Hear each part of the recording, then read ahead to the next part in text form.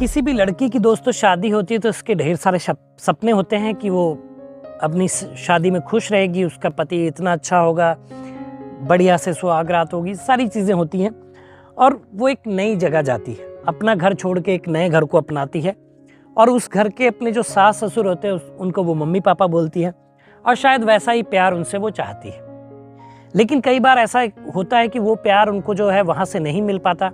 कोई लड़कियों को मिलता है, कुछ लड़कियों को नहीं मिल पाता। एक ऐसी लड़की है जिसका नाम है कविता।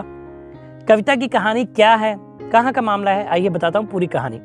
अनसुलझे रिश्तों को सुलझाती एक डोर, यानी कि मैं आपका लव गुरु। नमस्कार दोस्तों, मैं हूँ युवराज सिंह और आप देख रहे हैं मेरा यूट्यूब चैनल लव गुरु युवराज।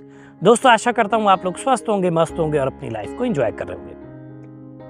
दोस्तों 3 साल पहले की बात है, 2017 में जो है कविता की शादी होती है। ये उत्तर प्रदेश के गोंडा जिले की रहने वाली हैं। शादी इनकी होती है ददुआ निवासी विनय कुमार से 2017 में।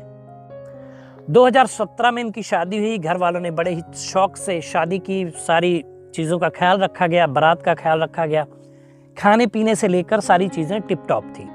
बहुत नाज और प्यार से अपनी बेटी कविता को पाला था इनके माता पिता ने। एक भाई था, भाई का नाम था अखिलेश बहादुर। बड़े प्यार से सारी चीज़ें हुई, शादी हुई, विदाई की गई 2017 में। जब ये अपने ससुराल पहुंची तो कुछ टाइम तक तो माहौल बहुत अच्छा रहा। उसके बाद क्या हुआ कि वो लोग कविता से दहेज की मांग करने लगे। दहेज रूपी दानव की कहानियां मैंने बहुत सुनाई हैं, लेकिन कविता की कहानी में बड़ा ट्विस्ट है। दहेज की मांग करने लगे। अब जब दहेज की मांग होने लगी तो भाई वो अपने घर वालों को परेशान नहीं करना चाहती थी, क्योंकि शादी में ऑलरेडी बहुत सारा पैसा खर्च हो चुका था। वो अंदर ही अंदर घुटती रही। जब ये मांगे पूरी नहीं हुई, उनके पति जो है विनय कुमार इन पे हाथ उठाने लगे, इनसे मारपीट करने लगे। तो जो है ये अपने घर से अचानक भाग गई, यानी कि अपने ससुराल से भाग गई। भागकर ये जाती हैं अयोध्या।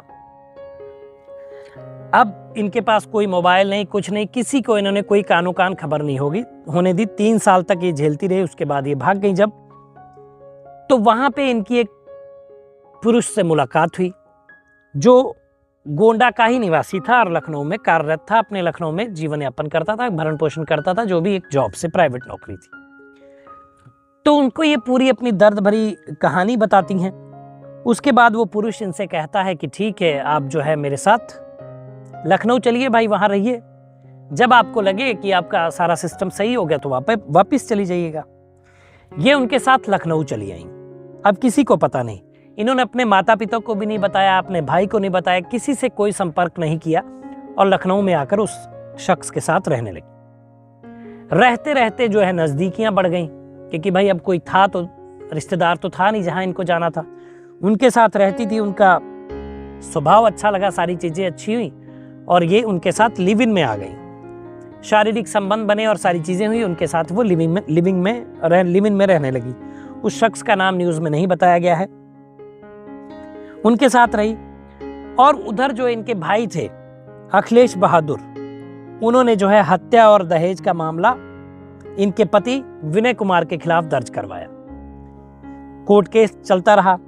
उसके बाद तो इसकी एवज में अखिलेश बहादुर के जो जीजा थे, यानी कि विनय कुमार, उन्होंने अपने साले और अपने ससुराल के खिलाफ केस दर्ज करवाया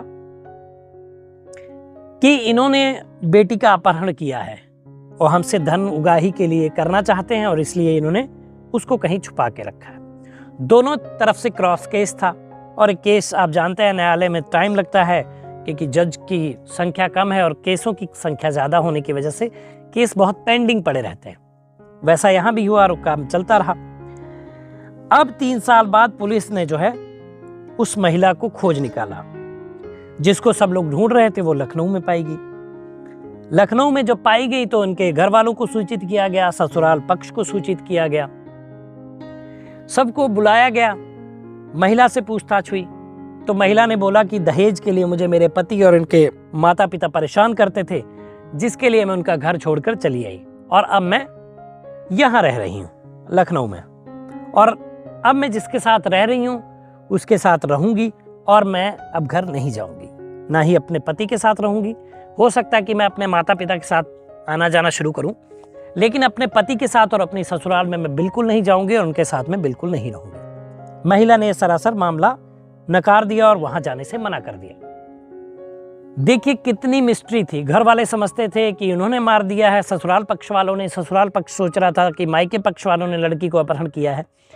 लेकिन लड़की खुद इन सारी समस्याओं से परेशान होकर तंग आकर वो घर से भाग गई और किसी एक ऐसे अनजान पुरुष के साथ रहने लगी जिसने उसका सहयोग किया हमेशा, और उसके साथ वो खुश है और आगे भी रहना चाहती है और आगे शायद वो उसी से शादी भी कर लेगी।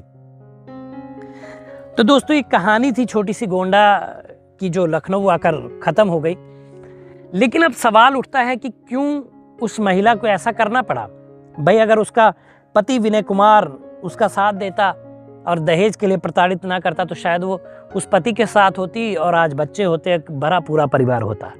लेकिन ससुराल पक्ष की धन उगाही यानी कि दहेज का लोभ उस लड़की के जीवन को इन्होंने खराब किया और उसको भागना पड़ा।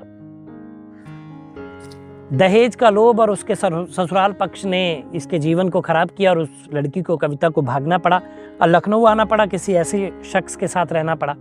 लेकिन उसके साथ यहाँ पे धोखाधड़ी भी हो सकती थी अगर वो पुरुष अच्छा ना होता। लेकिन ये तो कहिए भगवान की माया कि वो लड़का अच्छा मिला और उसके साथ वो खुश है। तो दोस्तों, एक कहानी थी। अगर आप भी प्यार की किसी समस्या में और आपको लगता है निवारण नहीं मिला तो नीचे व्हाट्सएप नंबर फ्लैश और आप मुझे मैसेज कर दीजिए। मैं नाम पता गुप्त रखते हुए वीडियो के माध्यम से आपको परेशानी से बाहर निकालूंगा। तो दोस्तों, बताइएगा वीडियो कैसा लगा, कमेंट करिए, शेयर करिए, चैनल को सब्सक्राइब करिए। मिलेंगे अगली वीडियो में, तब तक मुस्कुराते रहिए, खुश रहिए, क्योंकि जीवन बहुत छोटा है। धन्यवाद।